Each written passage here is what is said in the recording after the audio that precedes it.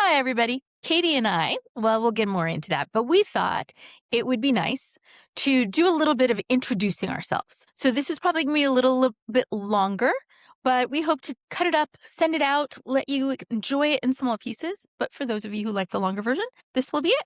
So to start out with, I will introduce myself. I am Virginia Ramos Rios. I'm Katie Miller. So I told you my actual name, but I go by Vigie. That's what just said exactly like the letters V and G, though that's not how it's spelled. It's spelled like the French word Vigie, which we can get into a little bit more later. To start out with, I might be mixing up the order here a little bit, which may or may not throw Katie off. She'll let me know. But I thought to tell you guys I'll rebound. It's okay. Keep me on my toes. how it was that she and I even met each other and got to know each other. We went to the same university, but we didn't meet until the end of our second year. And that was pretty brief, even because we were at the same meeting for our junior year abroad program. And that was the first time I ever saw Katie. And I had one of these. It doesn't happen that often. I come from a family of people that things like this happen. But for me, it's not that often. I remember distinctly seeing her. We hadn't even spoken. I'd seen her introduce herself and thinking, she and I are going to be really good friends, but making no effort to follow her, find out what house she lived in, nothing. We were going to be really good friends. And it was a thought I had and moved on. But when we really got to know each other, we were on orientation in Paris, got to know each other a bit there. But again, part of a group, but there was a dance club in the basement of the building actually I was living in. And we would, yes, La Cada. And we would go with separate groups of friends, completely.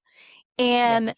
they would sooner or later, all the friends would kind of pitter away. And by the end of the night, I knew I could look up and Katie would be there and I would be there. And it would be a bunch of other people, but nobody else from our program. It would just be the two of us. And I don't even know how much we talked that much. I think it was more like dancing around, Yeah. but it was the start of getting to be good friends.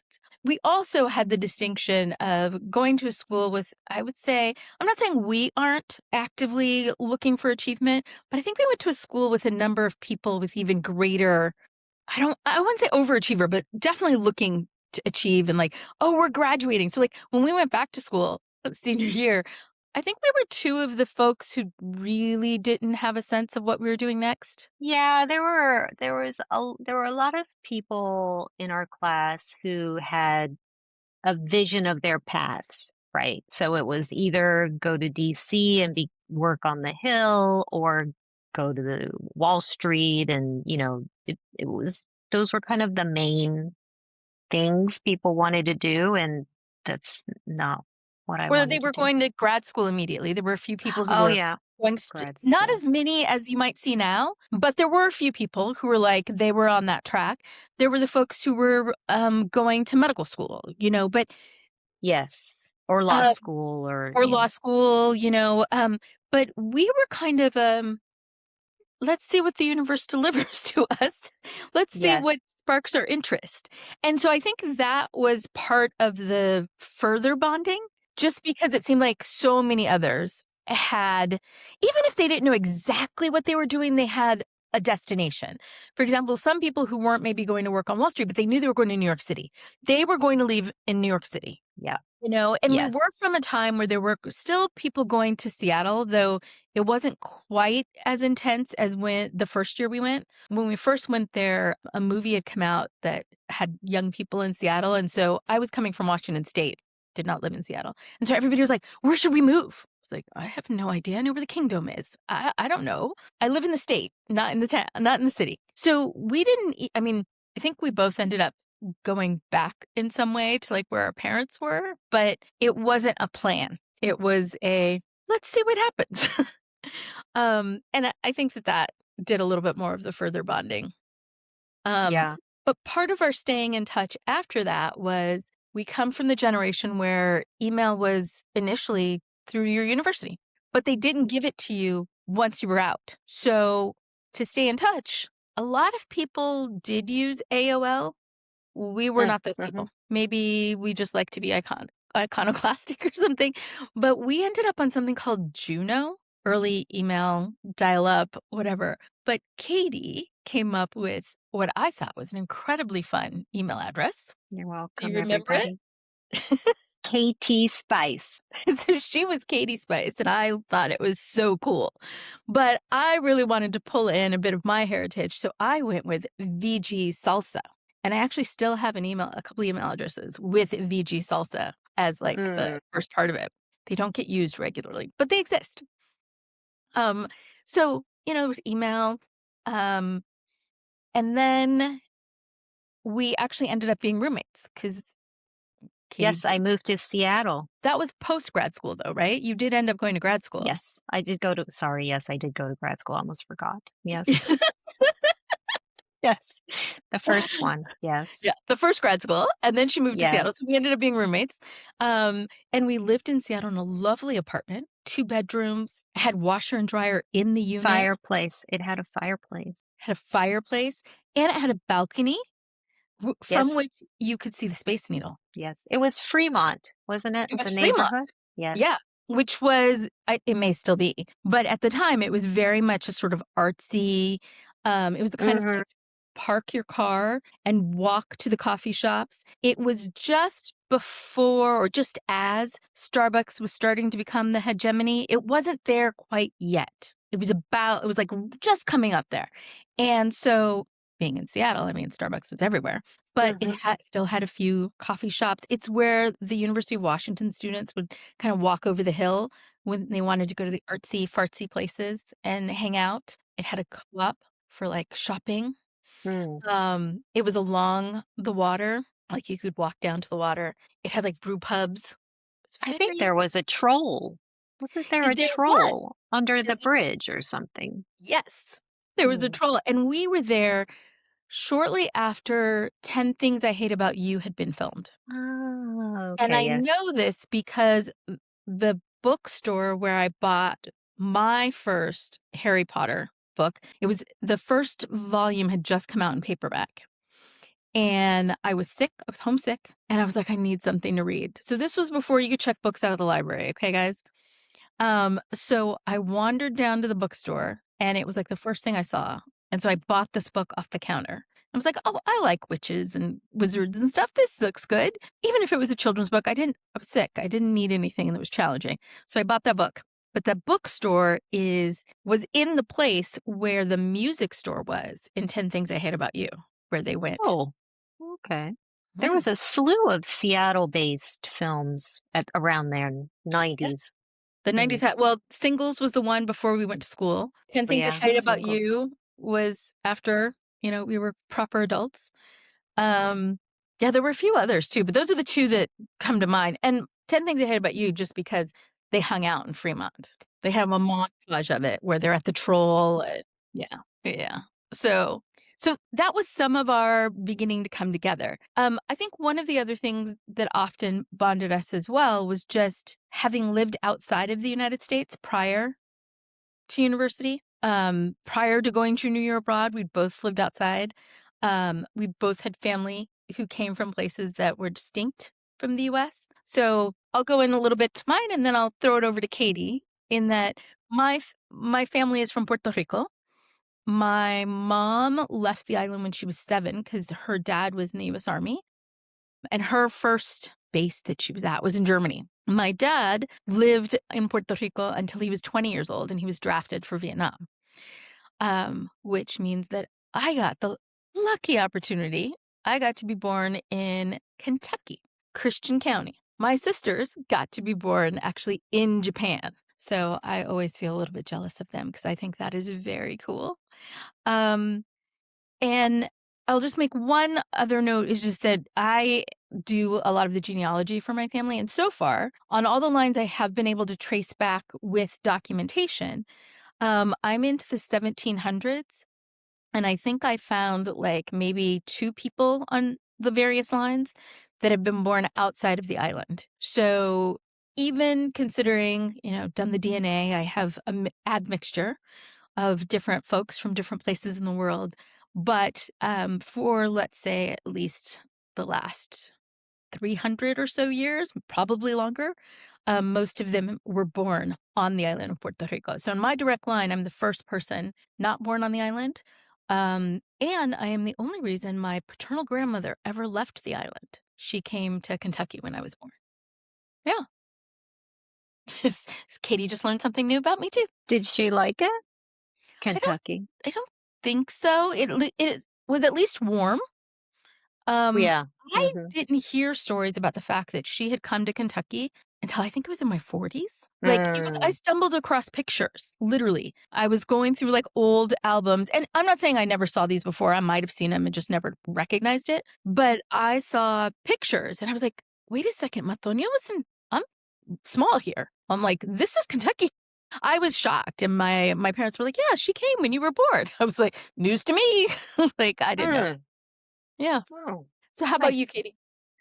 Well, so my mother is Japanese. So she's from Japan. And my dad met her in Kyoto. She had finished university, Toshisha University, and she was working for it's called urasenke. They do tea ceremony around the world. And I think it was like an English language class mixer or something. And then they met. And then he was doing a PhD on Japanese history with Princeton at the time. So he managed to convince her, I don't know how, to come back to be a poor grad student, and they got married. So I was born in Milwaukee, which is, not that Chenille, different. Schlemazel. My goodness. Yeah. Kind of weird. Because my dad was teaching at University of Wisconsin before he joined the Foreign Service. So then shortly after, like I was there like maybe a year, and then we moved over to Japan, where I grew up, in different parts of Japan, but mostly Tokyo, and a few years in South Korea. So, and I graduated from high school in Tokyo, international school, and then went to Smith. So for me, that junior year abroad, I was always Europe centric, because I think because I grew up in Asia. So for me, Europe was very exotic. Um, and all our of our educational system is based on Europe. So, but it was so far away from me growing up that I was like, I'm going to go to Europe. I'm going to go to Europe. So that's one of the reasons I wanted to go to Smith, was they had a very strong junior abroad program. And funny because I never crossed the Atlantic Ocean until way after Smith, because my parents had just moved to Manila from Tokyo that sophomore year. So when I flew back for summer break, I flew to Manila with them. I moved with them, and then I flew to Paris to start our, pre-year from Manila. And then when I left Geneva after junior year abroad, I went back to Manila. So I went the other way around.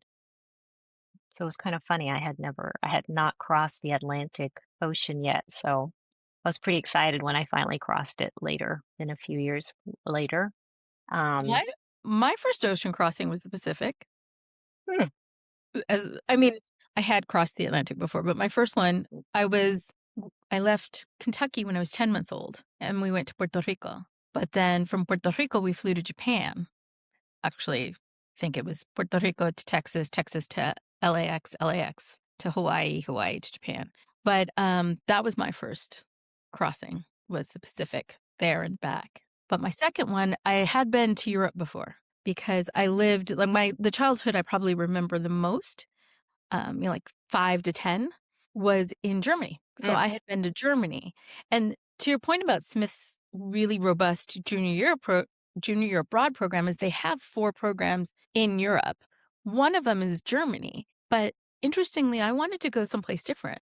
And I don't know about you, but I really liked Geneva because you didn't have to live with a family. They had dorms. Yeah, that was a key thing for me. Plus it was more international and I thought Yes. it would be a better and I also thought it was a good program because we got to spend that first month in Paris. You kind of Mhm. got the Paris thing Yeah. anyway. So for me, I mean, I thought it was perfect.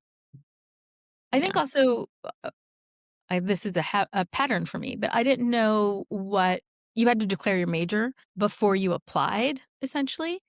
And I just looked at, okay, what am I doing decently well in the first 3 semesters?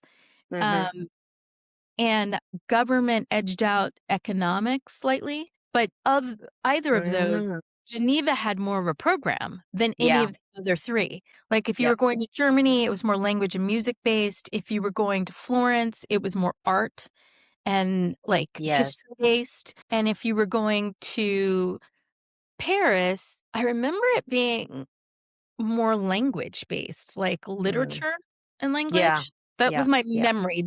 Obviously, it could be different. Geneva, because the UN is there, was a more economics and politics based. So I did take Buddhism. You took Buddhism? Class was in Sanskrit. I was like, "What is going on?" I passed. It was fine. It was I had no I don't doubt even that know you would. how I found this Buddhism class. It was really I just remember. I don't know why it sparked in my head when you mentioned UN. There's no relationship there, but yeah, I took a Buddhism class. It wasn't just me. I do took it with someone else in our group. Hmm. Yeah, I really don't. It weird. But that's the kind of thing I would do. Yeah. Yeah. sounds on point for an Aquarius. Yeah, really random. So, I don't know why I'm going here. I'm looking at we actually did write out stuff and I'm kind of taking us off script, so I'm trying to come back. That's okay, I'm the one talking about Buddhism. You're talking about Buddhism. I think it's awesome. I did not take anything that I can recall that was anything like that. What I remember most was I did take my political theory class, and it was myself and only one other person. And the year in Geneva, man, I think I went to class 50-50, but Oh it's my the best god, I grades I went to got. every class. Wow, Yeah. wow. Because their style of teaching and learning, that whole memorize and regurgitate that was really big, was like, that's the kind of thing that my brain, especially at that time, just did. It was not Did an you do a oral do you remember your oral? There was yes. a class we had to do an oral exam, English, but, mine was in English.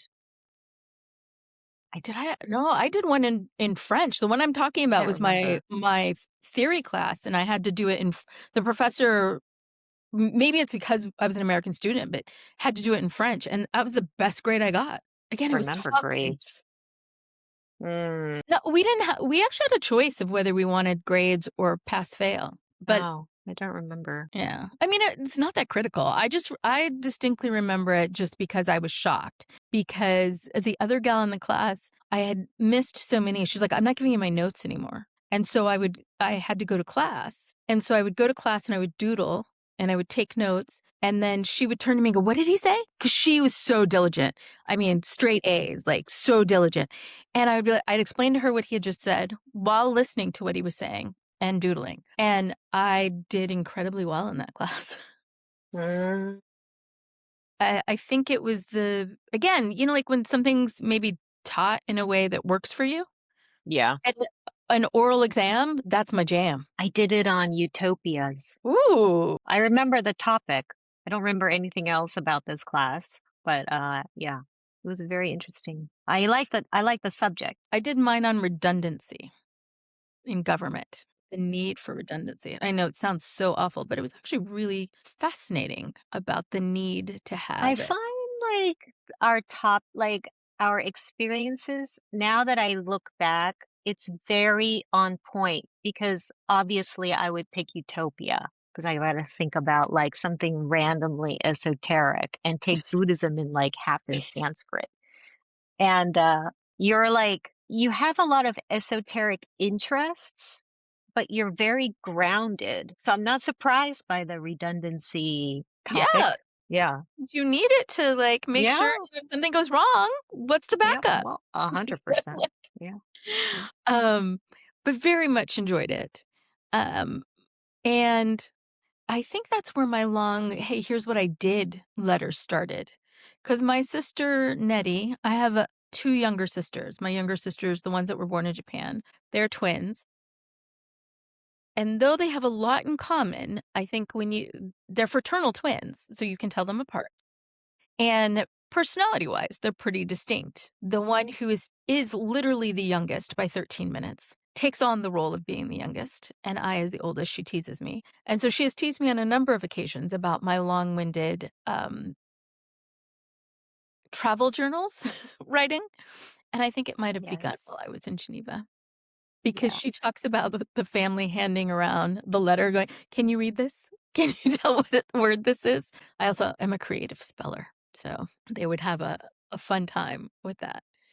Um, but the other thing, being far away from family on some levels, though it was new, was not new in others, in that I am one of 34 first cousins. So It's I like a whole have, village. right? I have 31 cousins. And, when I lived in Puerto Rico, we stayed on my grandparents' farm when I was really, really tiny. And then we moved to Japan at a time when my parents did not have the money for long distance phone calls. There might have been some letter writing, but you were literally on the other side of the world, completely separated. So that was a Was that form. hard on your parents to be not really communicating with their families? I think that was hardest for my mom. Just because she's more like, her friends are her family, Mm. and so and, she always I mean, she worked while, we were there before she had my sisters, um, and she got to know people and stuff, and there was a whole community of Puerto Ricans in Japan because Oh, okay. it's post World War II, it's US Army, they were starting in the mid to late '70s, the transfer back, but we were still in the point where the US still had a lot of bases. And so, like, I don't know if my dad started it or just at one point became the president of it. There were, like, Puerto Ricans in New York in Japan group that brought, like, El Gran Combo to Japan, like, also, um was part of, like, boxing exhibitions that went on. Oh, M wow. my and my dad worked, like, 3 different he had his major job as a motor pool, and actually, I think he was a chauffeur for part of the time we were in Japan, for the head of military intelligence. And then he also was like the reason I remember this is Jaws was the big movie, and I can hear that music in my sleep, though I've never seen the movie because my dad was a projectionist, and Mm. I think either my mom was pregnant with or had had my sisters, and I was little enough I couldn't see over, so I remember distinctly him, like, taking me with him and seeing, like, the projection it because he had to change the reel kinda thing, and I Mhm. heard the music. He must have taken me out of the booth, out of it, because I never recall hearing people screaming, and I have seen clips where people do scream. I just recall the start music kind of thing. And he worked at the pool, so, swimming was a big thing. But my mom, when she talks about it, I mean, she was young. My mom was really young. Even when she's 22 years older than me. She's 25 years older than my sisters.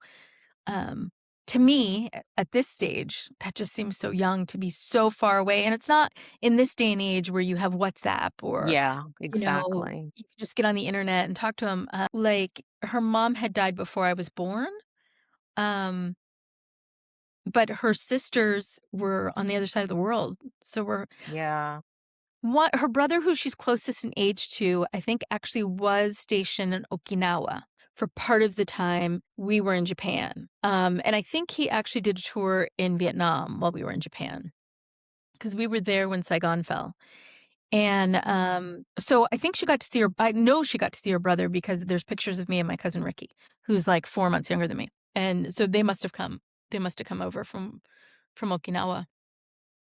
Um, So, and the thing about the army is that they oftentimes move you with some of the same people, like the orders happen. So I'm thinking she might have known some other people, but I think it was hard for her. But I will say, okay, this is something that I think is so cool about my mom. At the time we were there, the signs for like driving were still kanji.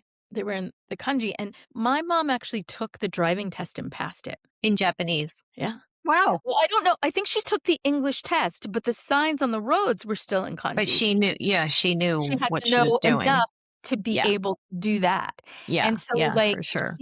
she was one of the only women who had her driver's license while we were Wow. in Japan. That's And impressive. they had these huge, big gas guzzling car, like, it was a big big thing. The roads were tiny. But yeah, Yes. she had a driver's license everywhere my dad was stationed. And the thing was, my dad's driver's license, because he was in the military would transfer it, but my mom Mm. had to take the tests.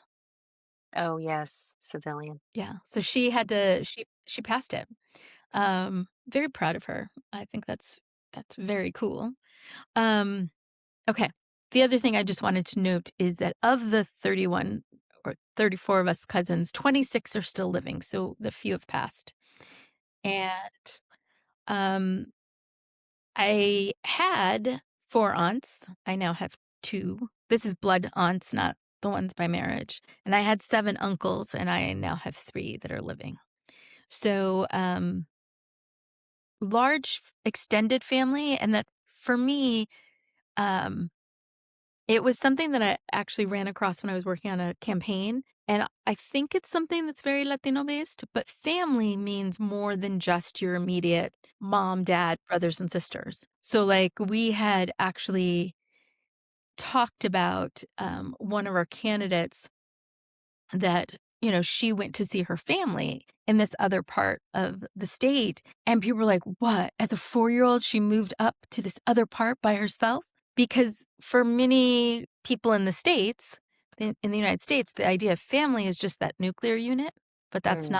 that's not the case. Like, even when I think of the word cousin, my first cousin's kids are my cousins, like, and then you Yeah. start getting into depending on age, they might call you, like, titi or things like that. Mm. 'Cause in Mhm. this day and age, we got Bad Bunny talking about, "Titi me preguntó porque tengo muchas novia." I can't sing, but anyways, I imagine many of you know the song. How about you, Katie? It's family for you. Oh, well, we're very small. I have one blood direct first cousin, one in the States, and I think one in Japan, but we don't interact with our Japan side for quite a few years now. It's a bit of a bust up kind of thing. Anyway, I don't know. I don't know the details of it. But I did grow up. I knew my grandmother, and I did spend time with her down south. But after she passed, there wasn't too much interaction. My mom has a brother, but they do not maintain contact. So I don't think there's necessarily animosity, but uh, I don't know. Actually, I don't pry. Um, but my dad's side, it's pretty small, like 2 uncles, my one cousin. She's got 2 kids, so um yeah, we're quite I have a brother 10 years younger, so it's pretty small little unit. Here, it's just my mom and my brother and me when my Yeah, dad passed, so yeah. my dad passed as well. So that's something else Katie and I have in common is that our dads passed, and we both are currently with our moms. Um, Yes. where I'm at, it's just me and my mom. One of my sisters and her husband live about 15 minutes away on back roads. And her son is actually at the University of Wisconsin in Madison. So, Ta-ta. yeah, another connection to Wisconsin, where Weird. It's cosmic. mayor, the current mayor of Madison, Wisconsin, Satya Rhodes Conway, graduated with Katie and I, same year. And I From didn't know that. That's very interesting. Yeah. I knew her not well, but I knew her at Smith. So, like, Mm. friends with her on, like, Facebook kind of thing. I was really happy to see when she won. And then, my other sister lives in the same building where I have an apartment in Forest Hills, Queens, but we see her regularly. And Katie has actually gotten to know, Probably that sister a little bit better than the one who lives here in Connecticut, Nettie Yes, or we've Nettie. been to Rome together. We spent Without a me. week.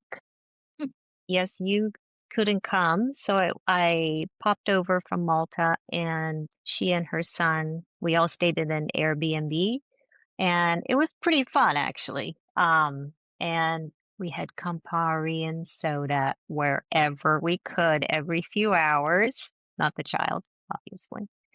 Um, but yeah, it was a really good trip. Very good. I wonder, so Marcos has determined he is never gonna drink. I think, Wanda says that's the one who lives in Connecticut and the kid who's older. Wanda says he's scarred by seeing, um, people drink too much and not be able to he's an It, Aquarius like Katie. it is ugly. It can be ugly. He Yes. does not like the concept of being out of control, I think. No, I don't either. I completely agree with him. So Absolutely. he I'm very careful. he has a, Earth sign ascendant. His is Virgo, Katie's is Capricorn. But he has a water sign moon, she has a fire sign moon. But anyways, he's said never. I don't know if Gabriel will ever drink. Like, um, the Fair one thing enough. I will say though is that in my family, like I don't really Katie and Nettie have told me I'm not allowed to buy a bottle of alcohol with them, especially if it's the 3 of us together, because I throw off the division. Because I will normally have 1 glass, if I have anything at all, and then I'm done. I will go for the pastries, and Oh my they will God. So, because I'm going to tell everybody this, because in Geneva, we used to have a lot of parties. There were a lot of parties to attend. Um, and this one, you give her an alcoholic beverage, she's asleep.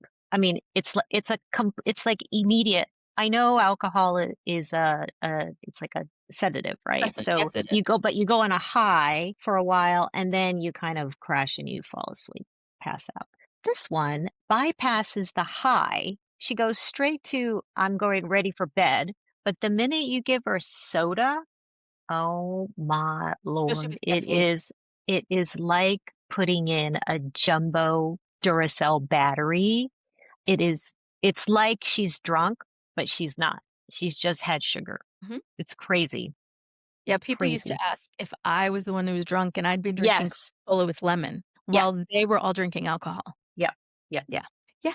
It was fabulous. So, I'm perfectly happy not. But I grew up in a household where the first time I did wanna drink, I just went up and asked my dad, and he's like, "Go ahead." Like, I was normally the designated driver even in high school because I didn't have to go out to go drinking. And I don't know if you remember this, but I remember at Smith, people like getting somebody to buy them, like before you were old enough to buy alcohol, getting somebody to buy them like a bottle of vodka and they would do like shots before they went to the party.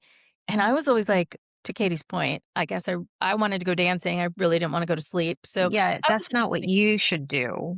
no. I did that. Yeah, lots of people did. And I was just like, eh. We pre-partied Yes, plenty of people did. and then sometimes didn't even make it to the party.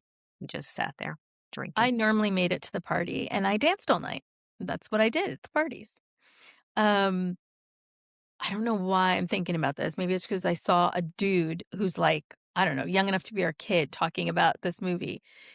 It came out just before we went to Geneva. The Cutting Edge. Yes, ice skating. Topic. Winter Olympics just happened. It just makes me think of that. Okay, I'm gonna get us back Okay, again. yes. I like us going off, but I'm just gonna come back. So, nicknames. Katie, your name is actually Catherine, right?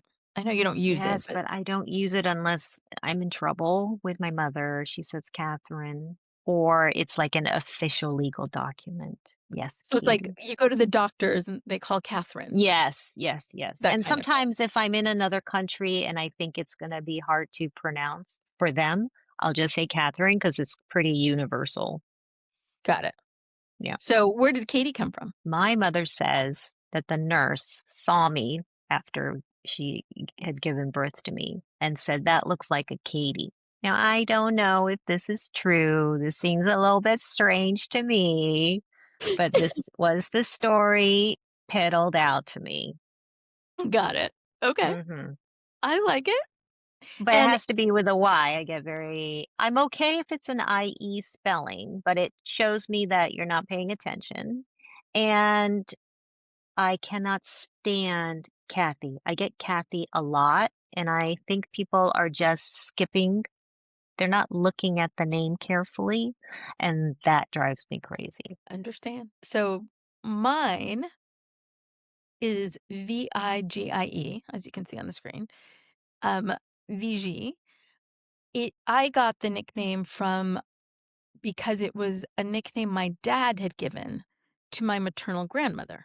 My maternal grandmother was Virginia, and my dad, out of respect, would call her Doña Virginia. And she would tell him, don't call me that, it makes me feel old. And in Puerto Rico, I will tell you that almost everybody has at least one nickname, if not multiples. Almost everybody has a nickname, goes by a nickname, like almost every family has a beba and a bebe. We have one of each. So my dad, I think he had been TDY, like a short-term assignment in Paris sometime before. He started calling her Vigie, Hmm. VG. And so I was born, she died when like a year and a half, I think a year and a half before I was born. Is that right? Maybe 2.5 years, something like that. And I was the first grandchild, period, born after she had died. So both my parents decided to give me her name, but I guess they had this thing that they're looking at this tiny baby, and it was really hard. I know my mom adored her mom, Mm, and my dad had a lot of respect for her. So I've literally been called VG since I was born, just because that was what it was easier. Now, mm. did I get called Virginia? Kind of like Katie, when you're in trouble. Yes. But even then, I would not say my mom doesn't call me Virginia very often. Like it's very rare. Yeah, Um, me too. like very, very rare. And I probably heard it maybe from my cousins or my sisters or other people more than anybody in Mm. my immediate family. And my youngest nephew I don't like the English pronunciation. Virginia? Yes, I understand that's the way it is pronounced in English. I understand that. It's just not my name. Like it's the state that Katie lives in. It is the state near where I was born. It is other people's names. It's just not my name. So, but even people who speak Spanish as their native language, if they're speaking English, will want to pronounce it in the English way. I get that. No problem. So I tell them, you got a choice. You can call me Virginia in either language, or you can call me Vici. Most people settle on Vici. So Vici is my nickname. And the other thing is, I was an adult. I was definitely in my 20s when I learned this. But the first time it was ever pronounced like somebody saw it written and pronounced it the way it was written was my first day at Smith in French class. Because in Puerto Rico, people see it and they'll say Biji or Biji, but they don't Oh, say Vigi. And then in English, you'll get Biggie. I'm like, it's not a yeah. double G. A lot of times Virgie, because if they see that it's from Virginia, Virgie is a common shortening for Virginia. Not common now, because Virginia is not that common a name now, but I understand it was common before. Um, so Viggy is a big one, God, I've but never heard that. or Vigi. Vigi is the other one. I didn't realize there would be so many alternative pronunciations to your name, because to me it seems pretty self-evident, but But I you've guess also I know you, so you know me and I you never speak thought French. about it. So, Hmm. like, the first time the French teacher, I'd written Vigie, and so she said Vigie, and I was like it was like a revelation. And so, Mm. it was around that time I must have looked it up then. It is actually a French word, and it means, like, a guardian in a high place or now, granted, this could be a prison guard, it could be a guardian angel, or it could be, like, a lighthouse keeper. It's the guardian who's in a high Oh, really? location. Yeah, and after, 9/11 where New York went into this whole see something, say something, because New Yorkers are all about Yes. mind your business. Mind your business. You don't need to be in anybody else's business. So they had to tell New Yorkers if you see something, say something. In France, in Paris in particular, they had le vigie. And I believe it. Oh, like vigilance. Yeah. And I had a friend who moved back to Paris just after 9/11. She was supposed to fly on 9/11. Obviously, she couldn't because she was flying out of New York back to Paris. And I was like, and you didn't get me one of the posters? I always wanted a Le Vigie poster. Interesting. Mhm. Okay, we've covered how we met. We covered our emails. Okay, study area and degrees, Katie. Oh boy, so boring. Okay, in like 10 words or less, I studied political science at Smith, went into Master of Public Policy, Michigan, Master of Public Health in Hawaii, and more interesting, I am now doing an undergrad. It's an undergrad level certificate, 1 year certificate in archaeology with University of Cambridge. I'm doing that online. And because I've dabbled in archaeology throughout the years. I did a volunteered for a dig in Malta around 2000. Because my first love is history. So at Smith, I actually wanted to major in history, specifically yourself medieval history. So this was my big thing. And my God, I really wanted to major in it. And I took all the classes possible in medieval history and I loved it. I was fully engaged. I loved the teachers and everything. And then guess what happened? They ran out of medieval history classes. There was nothing more to take. I had to go into like antiquity, Latin or Roman, I don't like that stuff and or like modernish. And then I also had my mother haranguing me every week by phone from Tokyo. Why are you doing a history major? You need to get out of history. There's no money in it. Keep in mind, my entire family are history professors and in written books. So she's like, there's no money in it. And I'm like, but grandpa wrote like 15 books and he's a Stanford professor. There's no money in it. Yeah, and get into political science or something. And I was like, oh my God. But so there was quite a bit of pressure on me to get out of history.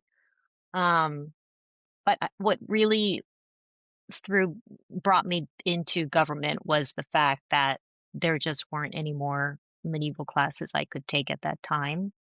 Um, What did but you what a declare great when you were class. going to Geneva? Had you declared history? Government. Oh, you'd already declared government by then. Oh yeah, yeah, Oh, yeah. There's okay. only a couple semesters, maybe 2 or 3 of medieval history, but there was Wow. no, I knew there was nowhere further for me to go. Um, I really Except you could enjoyed have it. taken classes at the University of Massachusetts and at Yes, I could Amherst. have. Yes, that would have been, yeah. I I had If a I lot of pressure. I had a lot Yes. of family, not You family, know, now mother. that you now that you mention that, one of the things that I remember being fascinated about was that so your parents are like your dad was born in the US and your mom was born in Japan. So they had like a mix, but I remember you telling me about your grandmother saying that she was part of a mixed your dad's mom telling you Yes, she was so part of a she's mixed from marriage. Norwegian heritage. And my grandfather had a Swedish heritage. So they spoke, well, they had spoken, actually, my grandmother said she grew up being told not to speak because it was around the Seattle area. And they were trying to fit in. So they were not supposed to be speaking Norwegian. My grandfather was a little bit different, I think. Um, but he doesn't speak Swedish. But we have relatives in both countries, and I know for a fact my uncles and my cousin have interacted with the Swedish side. The Norwegian side, I don't know if anyone's interacted with them. We came from quite far north originally. Have you been to both countries, Katie? I have been only to Stockholm for a weekend and I went to an opera and I forgot it would all be in Swedish, like the subtitles. And I was like, my God. And it was actually really cute because there was this little man. I was by myself, and there's this little man in front of me, and he was just like jumping up and down to the music. I mean, he is a serious opera lover. It was very cute. Lovely opera house. I had a great time because I just ate nonstop those sandwiches with the little shrimps on top. I don't know, I forget what it's called, and I have full no of idea. mayonnaise, which I love.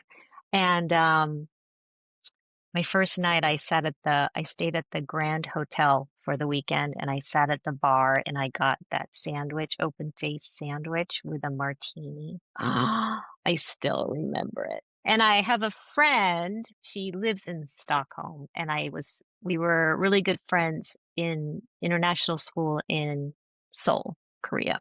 And we kept in touch all this time. And so she took me to Sigtuna, quite a famous historical. And actually, she went to boarding school there, so she showed me her school and everything.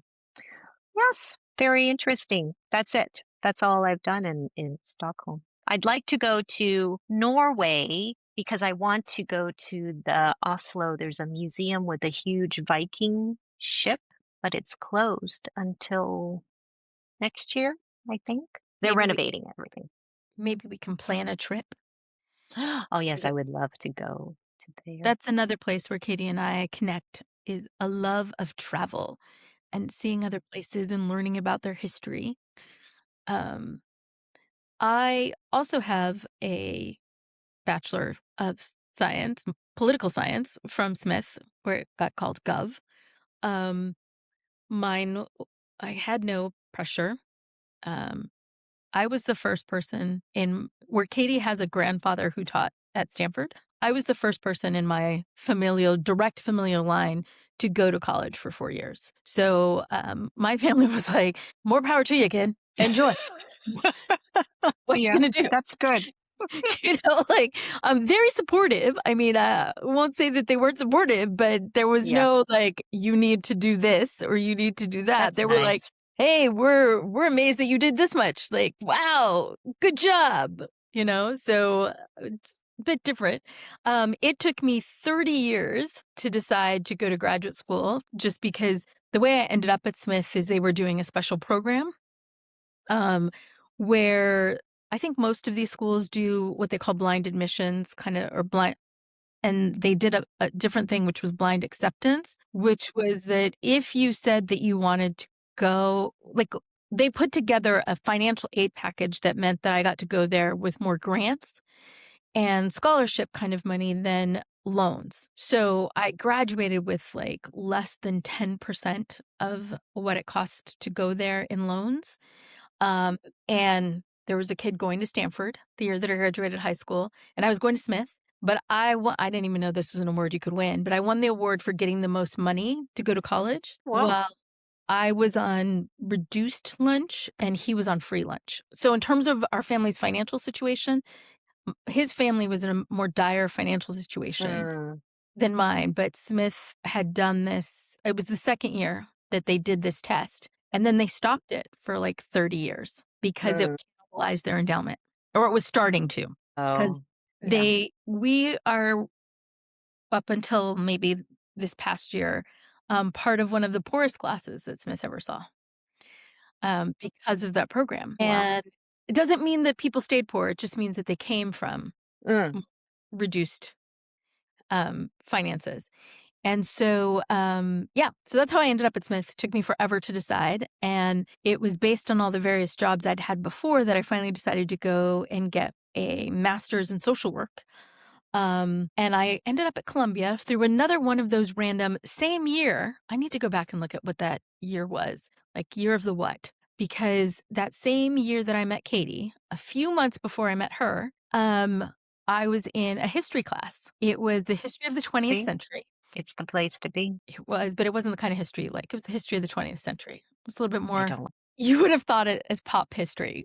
But we had to read a book by this woman, Molly Ivins, and she was a political commentator in Texas. Well, Molly Ivins went to Smith. Did not know that until I had to read this book. And then she went to Columbia Journalism School for grad school. And so I read about Oh. Molly Ivins. She cracked me up on a regular in this book.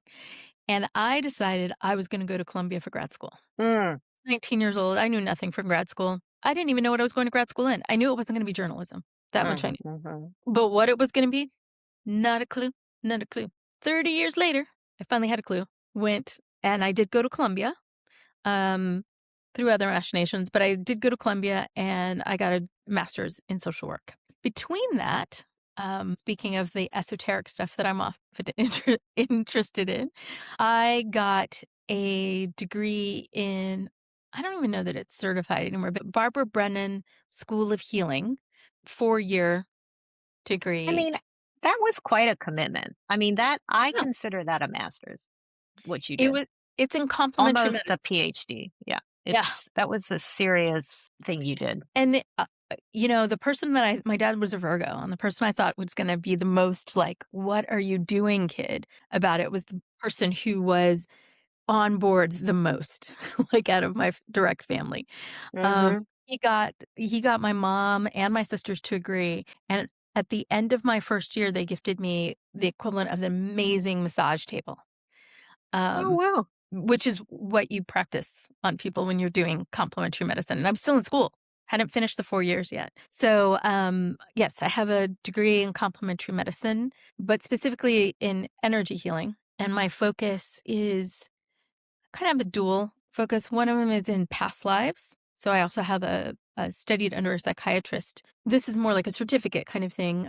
Brian Weiss and his wife for past life regressions, which are hypnotic regressions. And then a practice that I did, and Katie was one of the people that I practiced the furthest away on, um, is distance healing. So, like when she was living Mm. in Australia and I was in New York, I actually did things with her and got feedback on how it was going, which to Katie's point about my practicality, my first day at energy healing school, I literally had the thought of how did you end up here with all the crazy people? What are you doing? Like I was there. I was happy to be there. There was a very fundamental grounded reason why I was there, but I had that thought. And it was an amazing transformative experience, and I would recommend it to anybody who has even the slightest interest in it. The school still exists. It's under different leadership and stuff, but it was phenomenal. Barbara had been a physicist Oh, who wow. during the space race and had been part of the NASA program testing Mm. the spectrum of light that we normally can't see with the physical eye. Mhm. She actually was at the Million Man March in Washington, D.C. She'd been married to a man from the Caribbean. Um, and she was from, I think she was from Wisconsin? My god, don't say Wisconsin. I think she might have been from Wisconsin. Oh my No, maybe god. it was Wyoming. Maybe it was Wyoming. For some reason, I'm I'm gonna thinking she's Google from it. Wisconsin. Googling it. But like Shut up. she created the school so that more people could learn how to use natural gifts. And one of the reasons that I talk about them being natural gifts is I think of it kind of like swimming. We're not all Michael Phelps, Michael Phelps is an amazing swimmer, but he practiced and did all these things and he had some natural talent. But pretty much most of us can swim.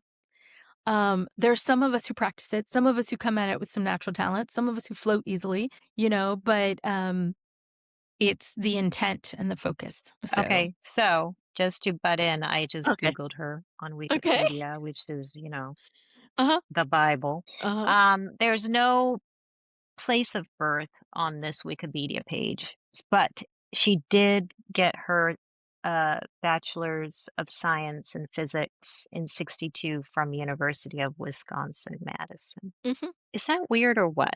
There's like a I weird don't know. Wisconsin There's situation there's a bit of thread. a throughput going on here. I think I need Yeah, to go to Wisconsin. I that was is supposed to go really this weird. summer, and it didn't happen to help my She also nephew. got a PhD in philosophy in Australia. I didn't know that. Oh, yeah. She's a pretty phenomenal woman. When I was at the school, she would still do, like, a lecture each week that you were there. Really? And yeah, and her last I mean, people she actually had, some form of dementia for a while towards the end of her life, but Oh. we were, like, some of the last I don't know if we were the last class, but close to it that she taught coherently, and accelerated. So there was this thing about teaching about untangling cords and stuff that I remember her teaching us, and the Hmm. teachers were gobsmacked because it wasn't part of the lesson plan. It was something that she hadn't really gone over, and we, the students, were just soaking it up. And Mm, I remember her coming over to me and saying, "Hey, doing a great job." And I had felt that that was the case, but it was amazing to get that kind of feedback directly, mm, you know, yeah. like, um 'cause so much of it felt it's esoteric, it's energy, it's stuff that's hard to quantify or Yeah. touch. Or, I mean, most of my like reinforcement of what I was doing is people's feedback. The fact that it was effective Yes. Yeah. was the feedback of others that made it knowledgeable for me. So that was when we're looking at degrees and stuff. That was Mhm. my trajectory. I'm loving the throughput of Wisconsin. I know. Maybe It is really weird. you may have to go to like Norway and Wisconsin. Um, okay, so mini resume.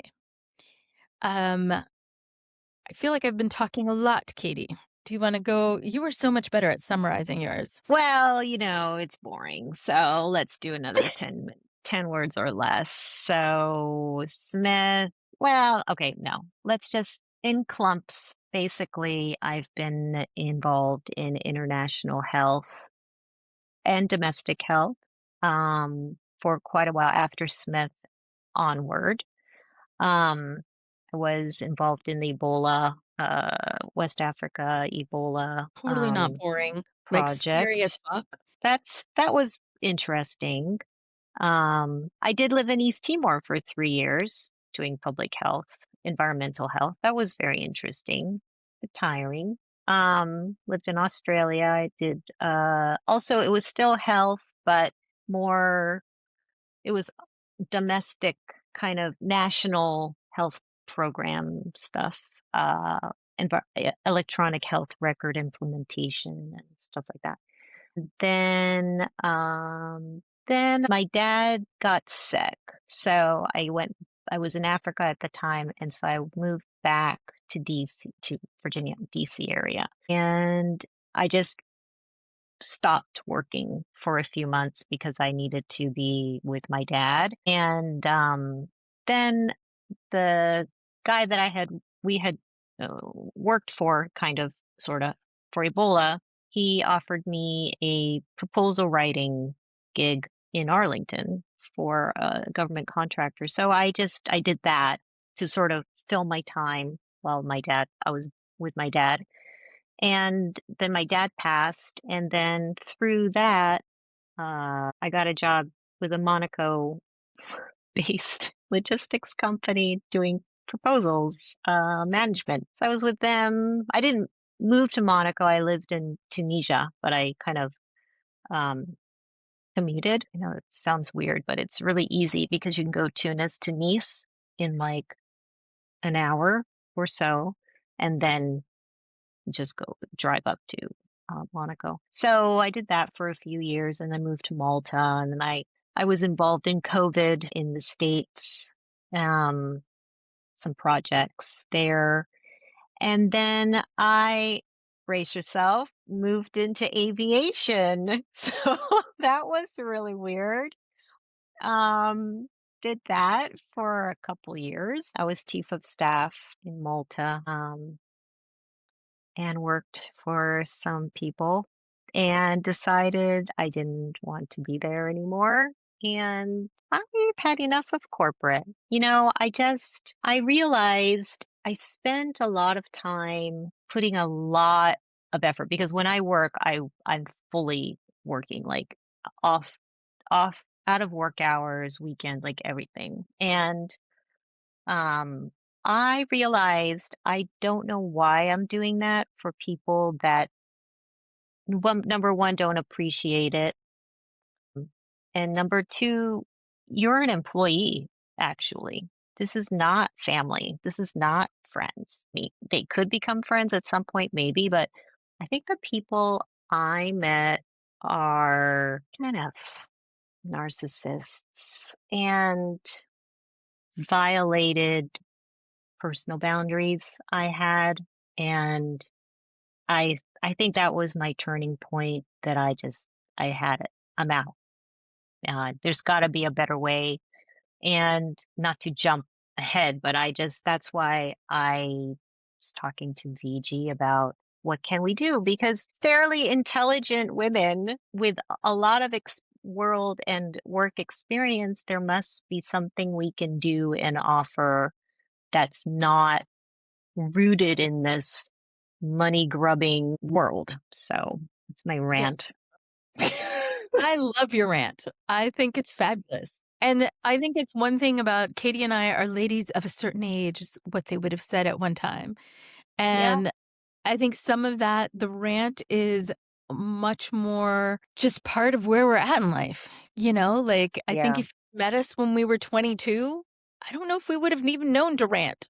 Nope, Like and it was, I was eager to join the corporate structure or whatever the structure on the planet is that's been built. I wanted to join it because that's how you get your status, that's how you get recognition, you move up that way. And now I'm just like, "Come on. No, there's gotta be another way. There's gotta be a different ladder or and not I even a ladder." yeah, I think I've always been a little bit, I want to say odd, in that even when I was part of the corporate structure, I was never really looking to climb it. Like, I worked so I could travel. I worked Mm, so I could eat good food. I worked so I could help, like do something fun for my family. Um, I but I very much acknowledge, as Katie said, as we were growing up, that was your status. Like when mhm, when somebody asked, "Who are you?" part of that answer included, "Hey, here's what I do." And your job was a huge part of that, especially being, I mean, one of the things I loved about French culture is that in France, nobody was asking us what we were doing. They were interested in what we were studying. And when we would say we were sciences politiques, that was like, "Ooh la la."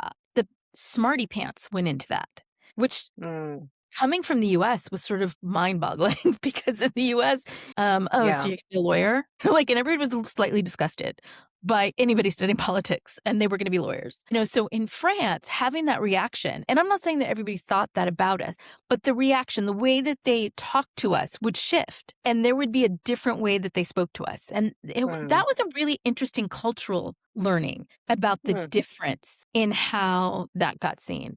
But I actually coming from the United States where capitalism is king, um, like, I worked in a bank. Like, that's where I started. When other people were, like, waiting tables and working at McDonald's or working at the shoe store, like, all completely respectable jobs, like, delivering papers, like, all of these things that people did, I worked in a bank, So I already started at a level where for Americans, that was like, "Oh, you work at a bank," yeah, like yeah, bankers.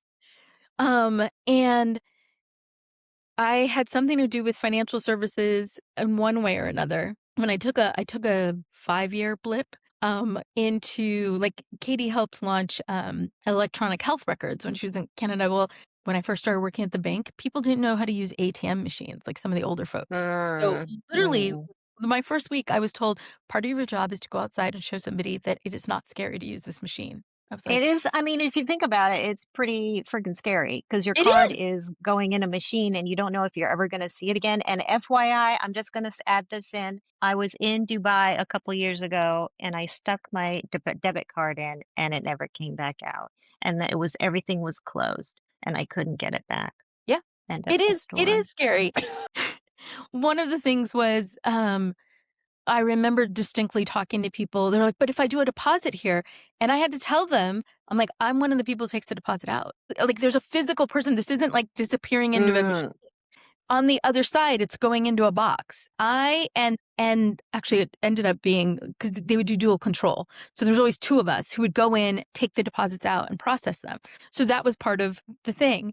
But then, look, cell phones have been around since World War II. Like, the technology has existed. They've been around. But when they really started to become something that people were using, it was during the later ages of the pager.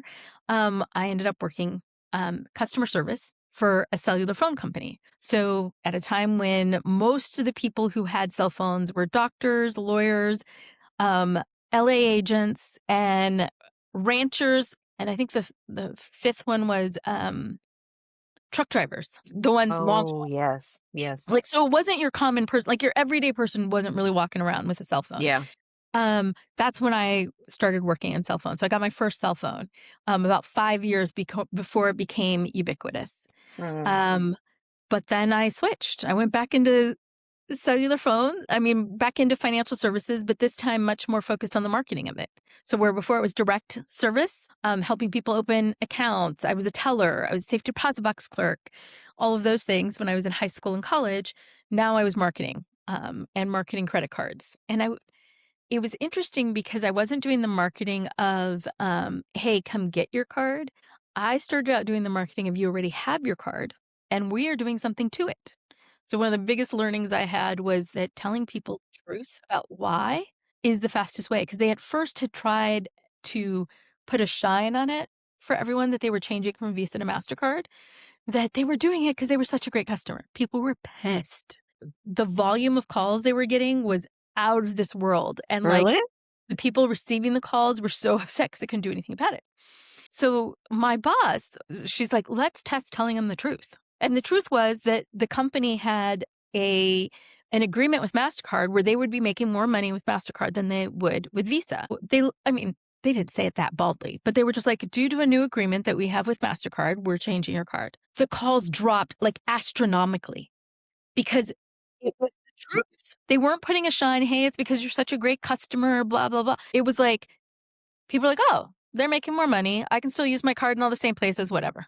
I'm Yeah, not saying because I mean, logically, there's no real like impact difference. Visa, MasterCard, it's the same places you can use it. it can't, it is. And So I there don't know had why been, people would be upset other than the fact that it's a change and and they didn't like that fake. they didn't like the fake. That was for sure. The other thing was that there had been a time when Visa was more accepted than MasterCard. We were coming Oh, out I of see. that. The other factor was people had memorized their card number. The So, number was changing. yeah, because Oh yeah. all Visa cards start with People a 4. memorize their card numbers? Maybe not in this day and age, but we're talking just as I was doing this as the last century Mm, turned. So, yeah, back in the same way we used wow. to memorize phone numbers. Yeah. We Wow. used to do these things. I used to have my AT&T cell phone, no, not cell phone, my AT&T long distance card number memorized. I don't know what it is now, but back in the day, I could make a long distance phone call without the card directly in front of me.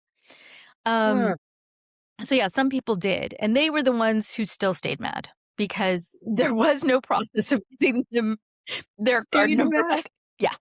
So it dropped. It didn't disappear entirely, but it dropped. Did But they I get learned any extra benefit for being a squeaky wheel? no, Because this is like a society that right? rewards squeaky wheels. No, No. you didn't give them anything? Good. I'm glad to hear No, it. it was a big enough bank that they were like, and They're like, whatever. at the time, it was a bank that probably had one of the biggest international presence. So it has since sold a lot of its branches overseas. But like when I worked there, there were 2 places in Paris you could take money out of. There were several places in Madrid. There were places in London. So if you were an international traveler out of New York, it was a bank to your benefit because you didn't get the overseas fees and you didn't get the having to use an ATM that was not your bank's own ATM fees. See. So, I don't know that they can make the same case now, Yeah, yeah, but at the time, if you wanted all your stuff in one place and you were somebody who traveled a lot internationally, especially to Europe, I think they had some stuff in Asia, but they were definitely much more back and forth across the Atlantic. yeah. Um, it wasn't like you were gonna take your toys and go somewhere else. So, yeah, so I did that. I worked in credit card marketing in one way or another for several years. Then I actually, probably at the worst time during one of the downturns, I had been laid off, and so I was like, okay, I'm going to do my energy healing, Mm. and it was great learnings, but it also coincided with a time of me starting to get ill. So, Yes. I can't say whether it was me, whether it was the state of the country or what, but I didn't do that for that long. I ended up going back into financial services in a different way. I did life insurance. I learned a lot, life and health. Um, and then I did as social media started to become more of a thing, I actually did social media management for like a year and a half, where you would manage the like Facebook, and it was back in the Mhm. day, Facebook and Twitter. I don't even think Instagram existed yet, of large corporations. So this was not individuals, this was large corporations. Worked for some big bads. But more so, I spent more time managing the people who were doing that work. And then I did a short, like a 6-month stint, managing a Twitter account for one of them. After that, it was, I was like, I was having a hard time because I didn't know what I was going to do next. We had the election was going to be coming up, the 2016, and my mom told me about this senator out of Vermont, and I remember telling her, she said, "Hey, he's running for president, and I think he's got some good ideas." That was my mom talking, and my mom had volunteered at the local veterans hospital, and that's part of how she had heard about it because Mm, he mhm. had worked along with McCain. Bernie Sanders is the I'm not trying to be obtuse, but I realize I never said his name. Had been the person that he'd worked with McCain to pass a bill that helped veterans in like 2015, Mm, 14, yeah. 15, 2015. And I was like, I remember being such a snooty little shit. But I was like, "Mom, I've been on Leahy's, like, email list for, like, ever. He's not running for president." She's like, "Not him, the other one." We have 2 senators for every state. I didn't think about who Vermont's other senator was. I didn't know who he was. So, it was, like, a good 4 or 5 months of kind of following things that were happening on social media and hearing about it, but all of the meetings that were happening in New York at the time were happening in Brooklyn. Well, I lived in Queens. That was a day trip. Mm, Did make it. Finally, they did a meeting somewhere in Queens, and I was determined to make it. I took my 3-year-old nephew, his stroller, and we made it to that meeting. Somebody heard me speak in that meeting about why I was excited, and I was excited about Bernie Sanders because he was talking about universal health care again. I had been ill, like, ill to the point where I couldn't work. Ill to the point where I was trying to figure out how you applied for Medicaid, and I was computer savvy and couldn't figure out how to do it. And I was like, "We need universal health care." I mean, I'd lived in countries that had it. I'd lived under the US version of it, having been an Army brat. Like, I was like, "This doesn't make sense."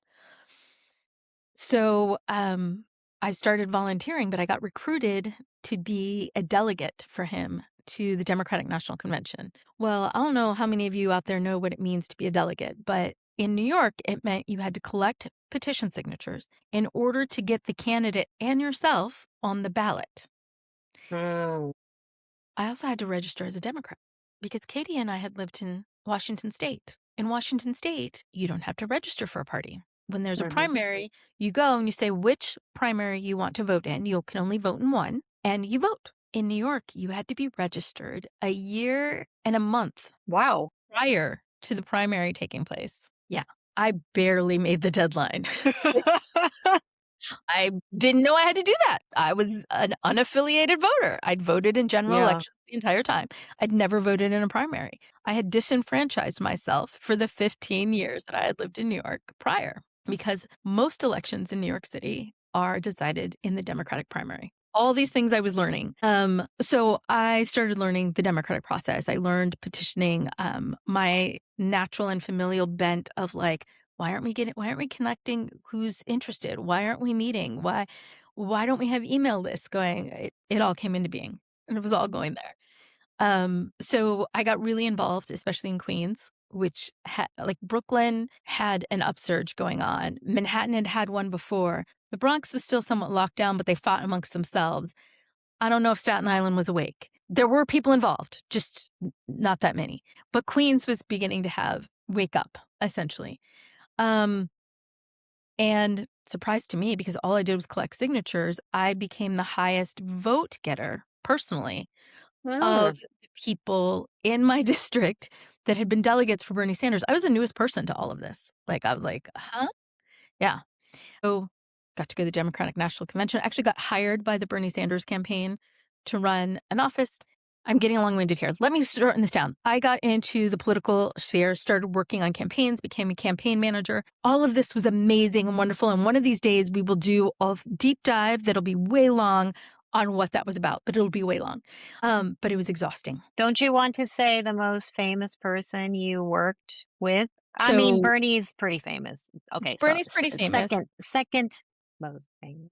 I'm going to keep it from being too long, but when I worked for Bernie and I ran the office in Flushing, New York, there was a guy who came up from Brooklyn, Jabari Brisport. Jabari Brisport ended up running for city council the year after, so 2017. He waited patiently for me. He spent 4 months waiting for me to agree to be his campaign manager because I was like, can't do it. I don't know anything about this. I've never done this before. I don't even know New York politics. I barely. Jabari's like, you can do it. And I have 5 guys in their 20s. He's like, I got 5 white boys in their 20s telling me they could do it. And I need a woman. I need a woman with some color. And I was like, and I did it. So he got the highest vote count. I have to mention Jabari before I mention the person that Katie's alluding to, just because it's Jabari who got me to her. Mm. So Jabari got to know a candidate who's incredibly famous right now, Alexandria Ocasio-Cortez. When she was looking for a campaign manager, Jabari recommended me to her. And I became the I was her campaign manager like when she won the Democratic primary in New York. I had been the campaign manager for that campaign. And Alexandria is an amazing, amazing woman. And I laud her for the spotlight that she has been under for so long. Mm. Yeah. And it was a phenomenal, phenomenal experience. I learned a lot. It's another one we can do a long discourse on at another time. But I mean, that was 8 years ago now. Like Mhm. the more things change, the more they stay the same. I think one of the things that made that campaign so vibrant was the number of people waking up to the fact that politics impacts all of our lives. Yeah, I think That I just mean, it matter was an exciting time, wasn't it, to be there at the ground level, I think. It was. I mean, Yeah. she won that. Like Trump had been in office for a year and a half because she won in June 26th, Mm. 2018 is when that Democratic primary happened. And, people worldwide wanted to talk. And I was like, as her campaign manager, I was like, she hasn't won the election yet. I know that normally the primary is the winner, but this is unprecedented, like sort of situation. So we need to make sure that she's getting in front of voters who can Mm. vote for her in the Yeah. general, Yeah. so but after that I did consulting. I loved the impact that that kind of work had. I loved sharing knowledge that I had learned. This is one of the reasons that this stuff is so interesting is I adored sharing knowledge about the stuff that I was learning, like just like I started talking about having to do petitions and all that stuff. Some Mhm. of that's old Mhm. pattern. Um, but I was a good 15, sometimes 20 years older than a lot of people working on the front Mm. lines of that.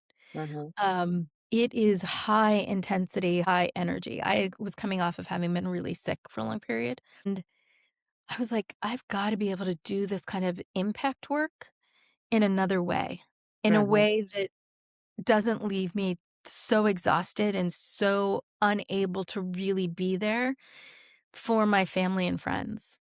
That has me disappearing into the work. And it kind of leads to that's what led me to going to back to school for social work so I could have Mhm. a way to transition. But it also led me in our conversations when Katie and I started talking into how can we maybe have an impact where Yeah. you your excitement and knowledge and experiences with a wider audience without losing yourself in the process. Yeah. I think it's important that sustainability to be able to keep going, like, because you expended so much energy when you were already depleted. Um, and that was great. I mean, the impact of it was wonderful, and you got to travel to Europe to go speak different, groups, and that was very cool. And but it has to be a sustainable rhythm, right? And I think like my hope with this endeavor that we have right now with the studio is to share information and have an impact, but I don't want it to be also like share research, obviously knowledge. Um, but I don't want it to be like a lecture series either, because and that's why I think we chose this chat format. It's so that it's meant to be a conversation, and we're not experts. I mean, we don't know everything, obviously. Um, but we want to, we're just like everyone else, more or less, and just want to, you know, find the information the way we can find it, open access, share it, and then actually have a conversation as best we can. We can't have a conversation with everybody, but we can invite comments. And if anyone listening to one of our topics has something interesting that they know or they found, um, that everyone should feel like they can just come to us and give it to us, and we'll be like, oh my gosh, next episode, here you go. Someone so and so found this. And it's like that sharing of information, I think. Yeah. And I don't know why I'm looking at the script and being like, okay, but I also um I do want to note this, which is while I was in energy healing school, I had to do 2 practicums. And the first one that I did was actually with young people on the autism spectrum, which gave me a great appreciation for, and a greater understanding for I'm thinking about the exhaustion level that comes from people who have to mask or people who have to navigate systems that are not designed for them. And then the other one I did was being a therapist for people online, which is something that I am looking to develop as I go forward. It's something that allows me to give that one-on-one aspect back. Um, and the other aspect was still dipping the toe into the political stuff that Mm, you've talked about and I've done, is I did a fellowship I was a fellow for the World Women Leaders Organization to an organization in Madrid. And what I was doing there was a lot of it was research, like research mhm, information, providing it to the people who were working on the projects. Which lends itself to what Katie and I are doing here, which when she talks about finding the open source or finding the information, some of what we want to invite is like we have our own interest, which we will touch on. And obviously, you'll see some of it as we continue to have conversations. But we're also curious about what other people are interested in out there. Like I discovered a liking for kind of going and looking up what has been studied about that. What information exists, like some of it might be on Wikipedia, but sometimes what we're looking for is when the studies have been done by actual universities or medical establishments and knowing who did it, why did they do it, how many people were involved, like all that sort of further information that I have to give credit to Katie. I think she is much better at parsing that than I am, but I still enjoy that process. I still enjoy that learning and sharing. So that's part and parcel of why we're doing this, what we're wanting to do with it. And I think we've touched on some of our interest. I mean, some of what I want to look at are things that uplift community. And one of the things I found over and over again, especially while I was doing that work for the World Women Leaders, was that things that uplift women tend to uplift the mm, community. yep. And that has been shown in more than one study.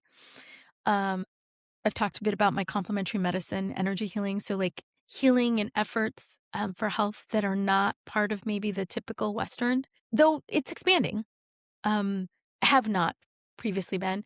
And I also have an interest. The first thing that took me into the esoteric realm was astrology. So, both I've studied both Vedic and Vedic, sidereal and tropical. Um, but just those things, let's call them belief systems or, yeah, that work for people. I mean, for some people, it's their faith or their religion. For others, I don't know, it could be Dungeons and Dragons playing. Like, there's lots of different ways that we come together as people. And then travel. I think we've touched on that. Yes. Yes. And Very true. Katie, I think you've touched on some of yours, but is there any others that do you want to go over some of your interests? I mean, to be honest, I like the more out there, the better. Maybe that's my Aquarius. I don't really know, but still rooted in research. So, and I like things that kind of come in from left field a little bit. But generally, I am I'm very interested in wellness. I've gotten really into those Instagram posts where they say, like, put cinnamon in this or put cloves, drink cloves. And I'm just like, really? So, I'm kind of, that makes me wonder why? Why are you saying that? And then it makes me want to go research cloves and what's the benefits of it, or studied by science. So, obviously, I like history and archaeology, so that might be pervading some episodes. Brace yourself.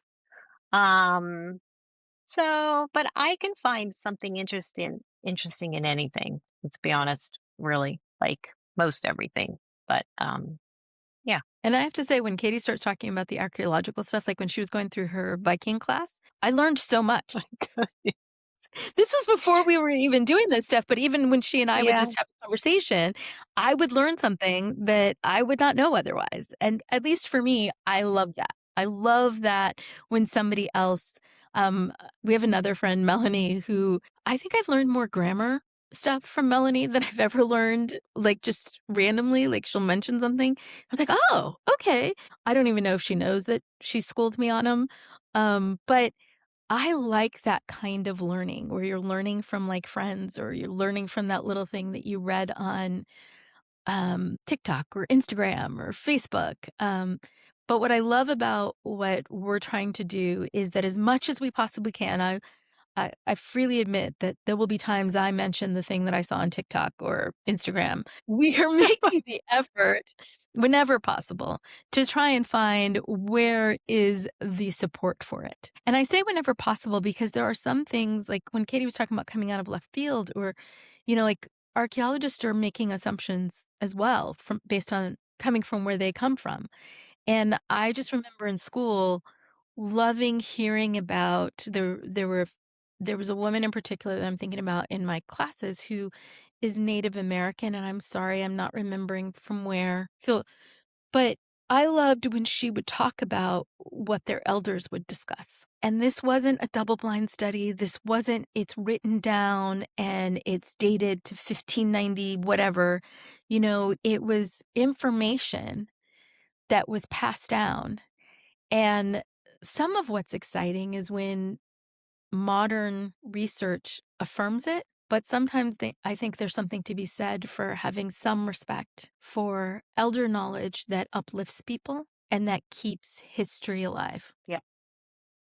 Agree. Well Yeah. said. So thank you so much. If you made it through all of this, wonderful. If you've only seen and fast forward through parts, great. We just wanted to share a little bit about who we are, why we're doing this, where we're coming from. And hey, if we didn't hit on something that you were hoping to learn about us, let us know. And if we're willing to share it, we will. Have a good one. Hopefully, we'll Thank see you again. you. See ya. See ya.